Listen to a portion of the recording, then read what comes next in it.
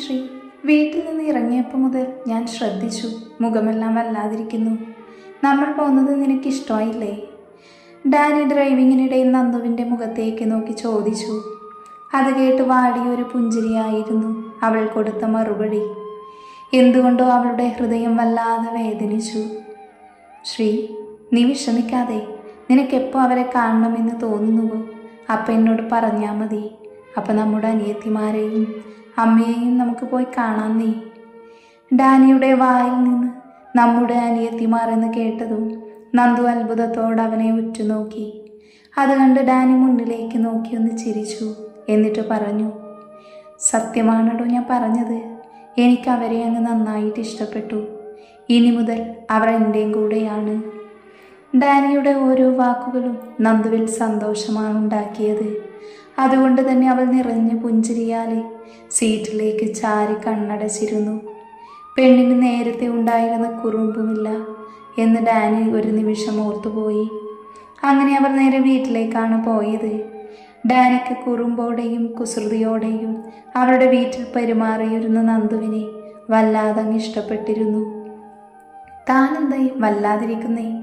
നിനക്ക് അങ്ങോട്ട് പോണോ? ഡാനി നന്ദുവിനെ നോക്കി വീണ്ടും ചോദിച്ചു. ഒന്നുമില്ല, അവരെയൊക്കെ കണ്ടു പോന്നപ്പോൾ എന്തോ ചെറിയൊരു വിഷമം. അനിയൻ്റെ കൂടെ കുറച്ച് സമയമല്ലേ ഇരുന്നുള്ളൂ. അതൊക്കെ ഓർത്തപ്പോൾ വീണ്ടും എന്തോ മനസ്സിനൊരു വിങ്ങൽ പോലെ. നന്ദു ചെറുപുഞ്ചിരിയോടെ മറുപടി പറഞ്ഞു. അത് കേട്ടതും ഡാനിയുടെ മുഖമൊന്ന് മങ്ങി. അവൾ തന്നെക്കാളുപരി മറ്റുള്ളവർക്ക് പ്രാധാന്യം നൽകുന്നു എന്ന് എന്തുകൊണ്ടോ അവനിഷ്ടമായില്ല. തനിക്ക് വേണമെങ്കിൽ ഇന്ന് അവിടെ പോയി നിൽക്കാം, ഞാൻ വേണമെങ്കിൽ തിരിച്ചു കൊണ്ടാക്കി തരാം. ഡാനി അവളുടെ മറുപടി എന്താണെന്ന് അറിയാൻ വേണ്ടി ചോദിച്ചു. സത്യമായിട്ട് പറഞ്ഞതാണോ? എന്നെ വീട്ടിൽ കൊണ്ടാക്കുമോ? നന്ദു സന്തോഷത്തോടെ അവനെ നോക്കി ചോദിച്ചതും ഡാനി ദേഷ്യം കൊണ്ട് പല്ല് കടിച്ചമർത്തുകയായിരുന്നു. ആ, താൻ പോയാ അവിടെ എനിക്ക് വേണ്ടി കാത്തിരിക്കാൻ ഒരാളുണ്ട് എന്നറിയില്ലേ നിനക്ക്? അപ്പം നീ ഇല്ലെങ്കിൽ എനിക്ക് അവളുടെ കൂടെ കുറച്ച് സമയം സ്പെൻഡ് ചെയ്യാലോ. അപ്പോൾ പിന്നെ താനില്ലാതെ അങ്ങോട്ടേക്ക് ചെന്നാൽ ഏറ്റവും കൂടുതൽ സന്തോഷം ജനിക്ക് തന്നെയായിരിക്കും. ഡാനി ഇടം കണ്ടിട്ട് നന്ദുവിനെ നോക്കി അത് പറഞ്ഞു. എന്നാൽ ഇത് കേട്ട നന്ദുവിൻ്റെ മുഖം കുശുമ്പ് കൊണ്ടും സങ്കടം കൊണ്ടും മങ്ങിയിരുന്നു. അവൾ ഡാനിയെ ദേഷ്യത്തോടെ നോക്കി. എന്നിട്ട് അവനോടായി മറുപടി പറഞ്ഞു. അത് ഡെവിച്ചൻ പെട്ടെന്ന് ചോദിച്ചപ്പോൾ പറഞ്ഞു എന്നേ ഉള്ളൂ. എനിക്ക് വീട്ടിൽ പോയി നിൽക്കണമെന്നൊന്നുമില്ല. നമ്മളിപ്പോൾ എല്ലാവരെയും കണ്ടു പോകുന്നില്ലേ? ഇനി പിന്നെ എപ്പോഴെങ്കിലും പോയാൽ പോരെ?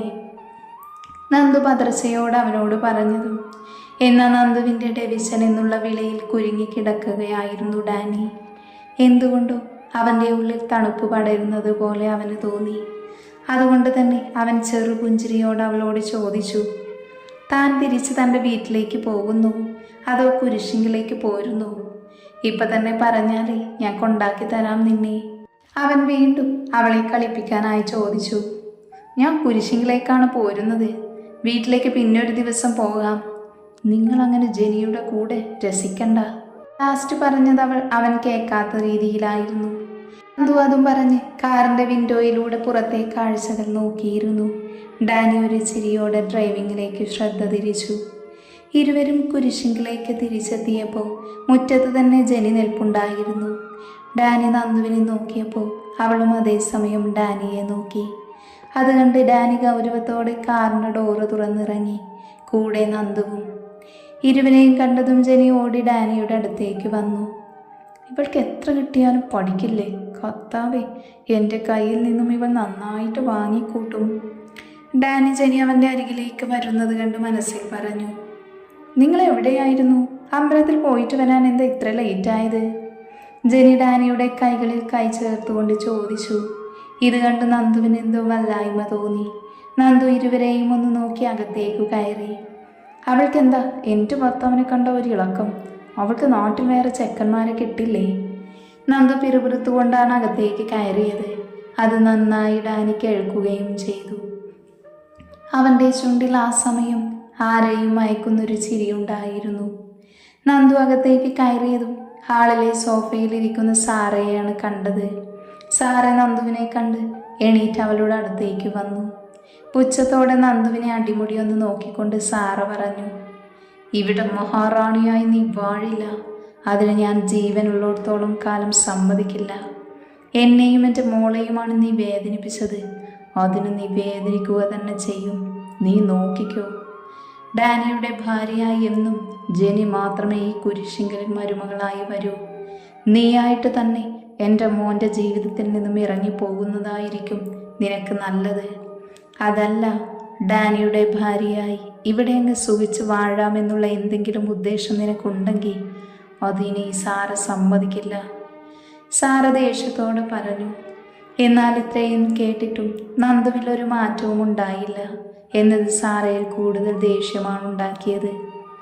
എന്തോടി നീ ഒന്നും മിണ്ടാതെ നിൽക്കുന്നത്? സാറ വീണ്ടും ആക്രോശിച്ചു. അത് കേട്ട് നന്ദു ഒന്ന് പുച്ഛിച്ച് ചിരിച്ചു. അയ്യോ, നിങ്ങൾ എന്താ കരുതിയത്? നിങ്ങൾ പറയുന്നത് കേട്ട് ഞാൻ കരഞ്ഞ് നിങ്ങളുടെ കാലു പിടിക്കുമെന്നോ? എന്നാൽ നിങ്ങൾക്ക് തെറ്റി. ഞാനൊരു തെറ്റും ചെയ്തിട്ടില്ല എന്ന പൂർണ്ണ ബോധ്യമുള്ളിടത്തോളം കാലം നിങ്ങൾ എന്ത് പറഞ്ഞാലും ഞാൻ ഇങ്ങനെ തല ഉയർത്തി തന്നെ നിൽക്കും. നിങ്ങൾ രണ്ടും നിങ്ങൾക്ക് ചെയ്യാൻ പറ്റുന്നത് ചെയ്യ്. എന്നിട്ട് ഞങ്ങളെ തമ്മിൽ അകറ്റാൻ പറ്റുമോ എന്ന് കാണാലോ. നന്ദു സാറയെ നോക്കി പുച്ഛത്തോടെ പറഞ്ഞ് അവരെ മറികടന്ന് മുന്നിലേക്ക് പോയി. സാറ നന്ദുവിൻ്റെ ദേഷ്യത്തോടെ കയ്യിൽ പിടിച്ചു വലിക്കാൻ നിന്നതും ചേച്ചി എന്ന് വിളിച്ചല്ലു അങ്ങോട്ടേക്ക് വന്നതും ഒരുമിച്ചായിരുന്നു. എവിടെ പോയതായിരുന്നു നിങ്ങൾ? ഞാൻ രാവിലെ നോക്കിയപ്പോൾ കണ്ടില്ലല്ലോ. അല്ലുവിനെ കണ്ടതും സാറ അതുവരെ ഉണ്ടായിരുന്ന മുഖഭാവം മാറ്റി ഒരു പുഞ്ചിരിയോടെ നന്ദുവിനെ നോക്കി. അത് കണ്ട് നന്ദു അവരെ അത്ഭുതത്തോടെ നോക്കി നിന്നു. ചേച്ചി ഇങ്ങോട്ട് വന്നേ, എനിക്കൊരുപാട് സംസാരിക്കാനുണ്ട്. അതും കരുതിയാണ് ഞാൻ രാവിലെ തന്നെ ഇങ്ങോട്ട് വന്നേ. അപ്പം ചേച്ചിയെ കണ്ടില്ല. അതും പറഞ്ഞ് അല്ലു അവളെയും വലിച്ചുകൊണ്ട് മുകളിലേക്ക് കയറി. എന്നാൽ അവർ പോകുന്നത് നോക്കി നിന്ന് സാറയുടെ മുഖം ദേഷ്യം കൊണ്ട് വലിഞ്ഞു മുറുകി. അവരുടെ മനസ്സിൽ നന്ദുവിനോടുള്ള വെറുപ്പ് കൂടിക്കൊണ്ടിരുന്നു. നീ അധികകാലം എൻ്റെ മോൻ്റെ ജീവിതത്തിൽ ഉണ്ടാവില്ലടി. നിന്നെ ഞാൻ ഇവിടെ നിന്നും എന്നേക്കുമായി പറഞ്ഞു വിട്ടിരിക്കും. അതിനു വേണ്ടിയുള്ള കാത്തിരിപ്പിലാണ് ഞാൻ. സാറ അത് പറഞ്ഞ് അവിടെ നിന്നും ചവിട്ടിക്കുലുക്കി റൂമിലേക്ക് പോയി. ഇതേ സമയം ഡാനിയുടെ കൈ ചേർത്ത് നിൽക്കുകയായിരുന്ന ജെനിയുടെ കൈ ഡാനി കുടഞ്ഞെറിഞ്ഞു. എന്നിട്ട് രൂക്ഷമായി അവളെ നോക്കിക്കൊണ്ട് പറഞ്ഞു, നീ ഇപ്പം എൻ്റെ പെണ്ണിൻ്റെ മുന്നിൽ വെച്ച് കാണിച്ച ഈ അഭിനയം മേലിൽ ആവർത്തിക്കരുത്. അഥവാ ഇനി ആവർത്തിച്ച ഇന്ന് ഞാൻ നിനക്ക് തന്നത് നിനക്ക് ഓർമ്മയുണ്ടാകുമെന്ന് ഞാൻ വിശ്വസിക്കുന്നു. അതല്ല, അതിൻ്റെ വേദന നീ മറന്നെങ്കിൽ ഇനിയും തരാൻ എനിക്കൊരു മടിയുമില്ല.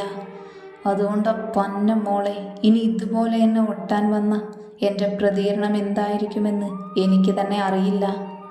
പിന്നെ ഇനിയും ഇങ്ങനെ തന്നെയാണ് നിന്റെ പോക്കെങ്കിൽ അടിയുടെ എണ്ണം കൂടുകയും ഈ വീടിൽ നിന്ന് നീ പുറത്താവുകയും ചെയ്യും. നിന്റെ സ്ഥാനം ഇപ്പം ഞാൻ സഹിക്കുന്നത് മമ്മയെ ഓർത്ത് മാത്രമാണ്. അല്ലെങ്കിൽ നിന്നെ എപ്പോഴേ ഞാൻ ഈ വീടിന് പുറത്ത് പിടിച്ച് തള്ളിയേനെ. അത്രയ്ക്കും വെറുപ്പാണ് എനിക്ക് നിന്നെ പോലൊരു പെണ്ണിനോട്. അതുകൊണ്ട് മേലിൽ എൻ്റെയും എൻ്റെ പെണ്ണിൻ്റെയും ഇടയിലേക്ക് ഇടിച്ചു കയറാൻ നീ നോക്കരുത്. കാരണം നീ ഒരിക്കലും എൻ്റെ ശ്രീയുടെ സ്ഥാനത്ത് വരില്ല. അത് നീ സ്വപ്നം കാണുകയും വേണ്ട. അവളെ വേദനിപ്പിക്കാൻ എന്തെങ്കിലും നീ ചെയ്തു എന്നറിഞ്ഞാൽ ബദ്രിയുടെ തനി സ്വഭാവം നീ അറിയുകയും ചെയ്യും. അത് ഓർമ്മയിലിരിക്കട്ടെ.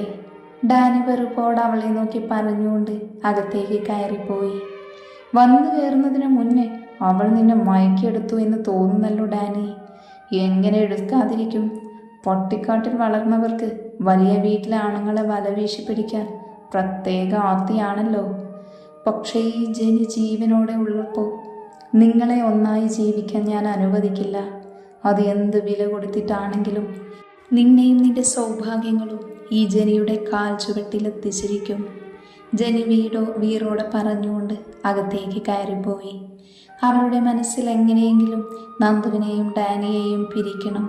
അത് നന്ദുവിനെ കൊന്നിട്ടായാലും വേണ്ടിയില്ല എന്നൊരു തീരുമാനമായിരുന്നു. ഡാനി നേരെ സാറയുടെ റൂമിലേക്കാണ് പോയത്. അവിടെ ചെന്നപ്പോഴുണ്ട് സാറ ദേഷ്യത്തിൽ അങ്ങോട്ടും ഇങ്ങോട്ടും നടക്കുന്നു. ഡാനി റൂമിലേക്ക് കയറിയതും സാറ അവനെ തന്നെ നോക്കി. ഡാനി അവരുടെ അടുത്തേക്ക് ചെന്നു. മമ്മയ്ക്ക് എന്തിനാണ് എന്നോട് നന്ദുവിനോട് ഇത്ര ദേഷ്യം?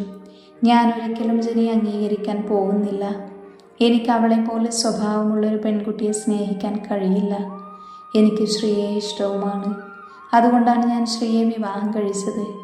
പിന്നെ എന്തിനാണ് മമ്മ ജനിയെ സ്വീകരിക്കണമെന്ന് പറഞ്ഞ് എന്നോടും ശ്രീയോടും എപ്പോഴും ദേഷ്യപ്പെടുന്നത്? എൻ്റെ സ്വത്ത് അവൾക്ക് കിട്ടാനാണ് ജനിയുടെ ലക്ഷ്യം. പക്ഷെ മമ്മ എന്തിനാ അവളുടെ കൂടെ നിൽക്കുന്നത്? അതാണ് എനിക്ക് മനസ്സിലാവാത്തത്. ഡാനി അത് പറഞ്ഞതും സാറയ്ക്ക് നന്നായി ദേഷ്യം വരുന്നുണ്ടെങ്കിലും അത് പുറത്ത് കാണിക്കാതെ അവരവനെ നോക്കി പുഞ്ചിരിച്ചു. അത് സാരമില്ല മോനെ, എനിക്ക് ജനിയല്ലാതെ മറ്റൊരാളെയും സങ്കല്പിക്കാൻ കഴിയില്ലായിരുന്നു. അതുകൊണ്ടാണ് ഞാൻ അങ്ങനെ ദേഷ്യപ്പെട്ടതും. സാവധാനം ആ കുട്ടിയെ അംഗീകരിക്കാം. എൻ്റെ മോൻ അതോർത്ത് വിഷമിക്കേണ്ട. ജനിമോളാണ് ഈ വീട്ടിലെ മരുമകളെന്ന് പണ്ട് മുതലേ ഞാൻ ആശിച്ചതല്ലേടാ. അതുകൊണ്ടുള്ള ബുദ്ധിമുട്ടാണെടാ എനിക്ക്. എന്നാലും ജനിമോളെ ഇവിടുന്ന് പറഞ്ഞു വിടാൻ നീ നിർബന്ധിക്കരുത്. അവൾക്കൊരു വിവാഹമാകുന്നത് വരെ അവളെ എങ്ങോട്ടും വിടാൻ ഞാൻ തയ്യാറല്ല. കാരണം അവൾക്ക് അത്രയും സങ്കടമുണ്ട്. അതുകൊണ്ട് അവളൊരു വിവാഹത്തിന് സമ്മതിക്കുന്നത് വരെ മാത്രം അവളിവിടെ നിന്നോട്ടെ. മോൻ അതുമാത്രം എനിക്ക് വേണ്ടി സമ്മതിക്കണം. സാറ പലതും മനസ്സിൽ കണക്ക് കൂട്ടി ഡാനിയെ നോക്കി പറഞ്ഞു. എന്നാൽ ഡാനി അവരുടെ മറുപടിയിൽ സമ്മതം അറിയിച്ചു. അവർ നന്ദുവിനെ അംഗീകരിക്കാമെന്ന് പറഞ്ഞത് അവനിൽ വല്ലാത്ത സന്തോഷമാണ് നിറച്ചത്. ഡാനി അവിടുന്ന് എണീറ്റ് നേരെ മുകളിലേക്ക് പോയി. മുറിയിൽ ചെന്ന് ചുറ്റും നോക്കിയെങ്കിലും നന്ദുവിനെ എവിടെയെങ്ങും കണ്ടില്ല. ഇവളിതെവിടെ പോയി? കാണുന്നില്ലല്ലോ. എൻ്റെ കണ്ണിൽ പെടാതെ മുങ്ങി നടക്കുന്നതാവും നീയല്ലേ? നിനക്ക് ഞാൻ ശരിയാക്കി തരാടി. ഡാനി പിറുപിറുത്തുകൊണ്ട് ബാൽക്കണിയിലേക്ക് നടന്നു. അപ്പോഴാണ് അവിടെ ഇരുന്ന് സംസാരിക്കുന്ന അല്ലുവിനെയും നന്ദുവിനെയും കണ്ടത്. അവരെ കണ്ട നിമിഷം തന്നെ ഡാനി ഒന്നും മിണ്ടാതെ അവരെ തന്നെ ഉറ്റുനോക്കി.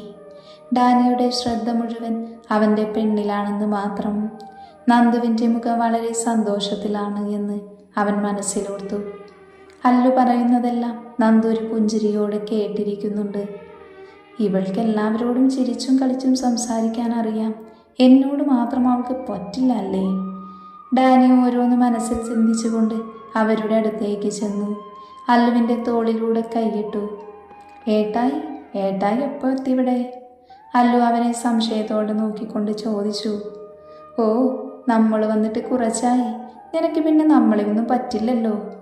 അല്ലുവിനോടാണ് പറയുന്നതെങ്കിലും ഡാനിയുടെ നോട്ടം മുഴുവൻ നന്ദുവിലായിരുന്നു. എന്താ ഏട്ടായി? ഏട്ടായിന്ന് ആർക്കാ ഇഷ്ടമില്ലാത്തത്? എൻ്റെ ഏട്ടായി എനിക്ക് വേണമല്ലോ. തന്നെ. എന്നിട്ട് നീ എപ്പോഴും ഇവളോട് മാത്രമാണല്ലോ സംസാരം. എൻ്റെ ഏട്ടായി, നിങ്ങൾക്ക് നല്ല കുശുമ്പാണ് ഞാൻ ചേച്ചിയോട് സംസാരിക്കുന്നത് കണ്ടിട്ട്. അത് കേട്ടതും നന്ദു പൊട്ടിച്ചിരിച്ചു. അവളുടെ പൊട്ടിച്ചിരി കണ്ട് ഡാനി അവളെ ഒന്ന് കൂർപ്പിച്ച് നോക്കി. എന്നാൽ അത് കണ്ട് നന്ദു അവനെ ഒന്ന് പുച്ഛിച്ച് വിട്ടു. നിന്റെ പുച്ഛ ഞാൻ ശരിയാക്കി തരാടി. എൻ്റെ അടുത്തേക്ക് വരുമല്ലോ, അപ്പം ഞാൻ ശരിയാക്കി തരാട്ടോ. അല്ലുവിൽ നിന്ന് മാറി നന്ദുവിനെ മാത്രം കേൾക്കുന്ന രീതിയിൽ ഡാനി പറഞ്ഞു. അത് കേട്ടത് നന്ദു തല താഴ്ത്തി നിന്നു. എന്നാൽ ഇതെല്ലാം കണ്ട് അല്ലു അവരെ ചൂഴ്ന്ന് നോക്കുന്നുണ്ട്. അല്ല, എന്തിവിടെ നടക്കുന്നത്? എനിക്ക് മനസ്സിലാവുന്നുണ്ട് കേട്ടോ. അല്ലു അർത്ഥം വെച്ച് പറഞ്ഞതും ഡാനി നന്ദുവിൽ നിന്ന് മാറി അല്ലുവിൻ്റെ അടുത്തേക്ക് വന്ന് അവളുടെ തലയിലൊന്ന് കൊട്ടി. നിനക്ക് എന്താടി മനസ്സിലായത്? നിന്റെ ചേച്ചിയില്ലേ, അവളെന്നെ പുച്ഛിക്കുക. അപ്പം ഞാനൊന്ന് പേടിപ്പിച്ചതാ അവളെ. ഞാൻ വിശ്വസിച്ചു. ഡീ, നീ എൻ്റെ കയ്യിൽ നിന്ന് വാങ്ങുവേ. നീ അത് വിട്. എന്നാ ആൽവിൻ വരുന്നത്? അല്ലുവിൻ്റെ ചേട്ടനാണ് ആൽവിൻ. ആൽവിനേട്ടായി നാളെ ആയിരിക്കും ലാൻഡ് ചെയ്യുക. ഇനി ഇവിടെ ബിസിനസ് തുടങ്ങുവാനാണ് ഏട്ടായുടെ പ്ലാന്. അല്ലു പുഞ്ചിരിയോട് അവനോട് പറഞ്ഞു. എന്നോട് അവൻ കുറച്ചു മുന്നേ വിളിച്ചു പറഞ്ഞിരുന്നു. എന്തായാലും അവൻ വരട്ടെ, നമുക്ക് നോക്കാടി. ഇവരുടെ സംസാരം കേട്ടിരിക്കുവാണ് നന്ദു. അല്ലു ആൽവിനെക്കുറിച്ച് നന്ദുവിനോട് പറഞ്ഞിരുന്നു. അതുകൊണ്ട് തന്നെ അവൾക്ക് ആൽവിനെക്കുറിച്ച് അറിയാം. നിനക്ക് നാളെ മുതൽ ക്ലാസ് തുടങ്ങുമല്ലേ? ഡാനി അല്ലുവിനെ നോക്കി ചോദിച്ചു. ഉണ്ട് ഏട്ടായി, പക്ഷെ നാളെ ഞാൻ പോവില്ല. മറ്റന്നാൾ മുതൽ പോവണം. നാളെ ഏട്ടായി വരുവല്ലേ? അല്ലു വിളിച്ചുകൊണ്ട് പറഞ്ഞു. എടി പെണ്ണെ, ക്ലാസ്സിൽ റെഗുലറായി പോയിക്കോണം. മൊണ്ടി പിടിച്ച് വീട്ടിലിരുന്നാലേ എൻ്റെ കയ്യിൽ നിന്നും ആൽവിൻ്റെ കയ്യിൽ നിന്നും നിനക്ക് നല്ലത് കിട്ടും. അയ്യോ, എൻ്റെ ഏട്ടായി ടെററാവണ്ട, ഞാൻ പോയിക്കോളാം. പക്ഷെ ഞാൻ പോയാൽ ചേച്ചി ഒറ്റക്കാവില്ലേ? അല്ലു ചോദിച്ചതും നന്ദു ഒന്ന് ഞെട്ടി. കാരണം അത്രയും നേരം ഡാനിയെ വായി നോക്കി നിൽക്കുവായിരുന്നു അവൾ.